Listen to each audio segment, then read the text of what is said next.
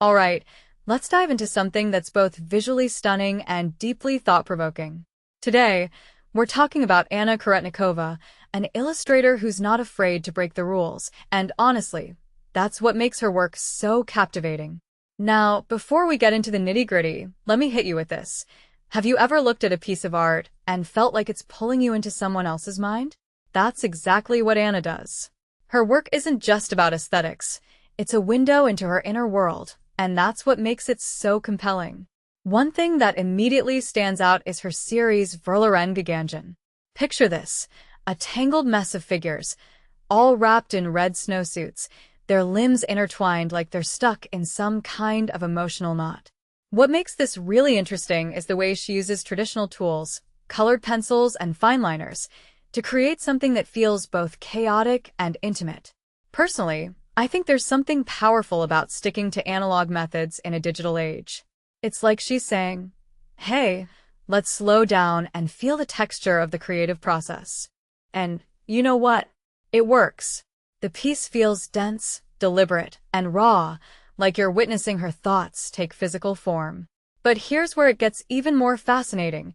Anna describes this piece as a journey through her own mind. She asks, what would it feel like to walk through my thoughts? And honestly, that's a question we all should be asking ourselves. Art, at its best, invites us to explore our own inner landscapes, right? What this really suggests is that Anna's work isn't just about her, it's about us, too.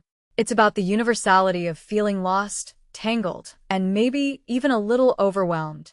Now, let's talk about her commissioned work, because it's a whole different vibe. For a food magazine's low-carb issue, she created this wild illustration of someone stomping on a table in crocodile boots, with a cat on their shoulder and vegetables scattered everywhere. What many people don't realize is that commissioned work often comes with constraints, but Anna turns those constraints into opportunities. She says she loves the creative freedom, and I think that's key. It's not about ignoring the rules. It's about knowing when to bend them. In my opinion, that's where true artistry lies.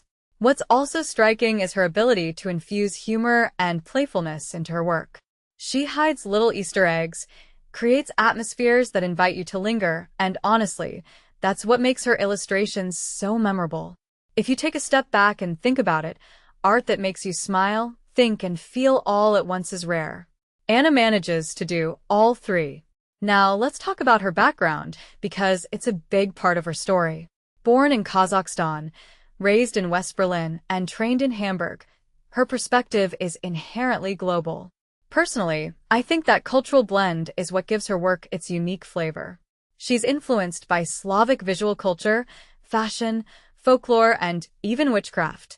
But what ties it all together is her fascination with contrasts, softness versus hardness, light versus darkness.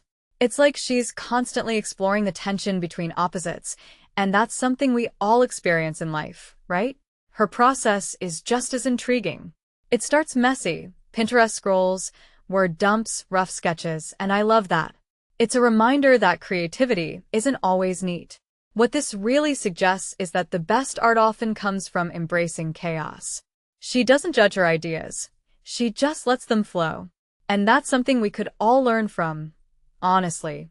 Finally, her goals as an artist are deeply relatable. She wants to share stories, evoke emotions, and make people feel seen. One thing that immediately stands out is her desire to create a conversation through her work.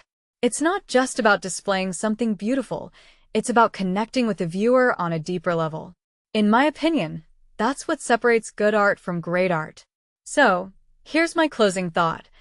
Anna Karetnikova's work is a reminder that art isn't just about following rules, it's about knowing when to break them. It's about exploring your inner world and inviting others to do the same.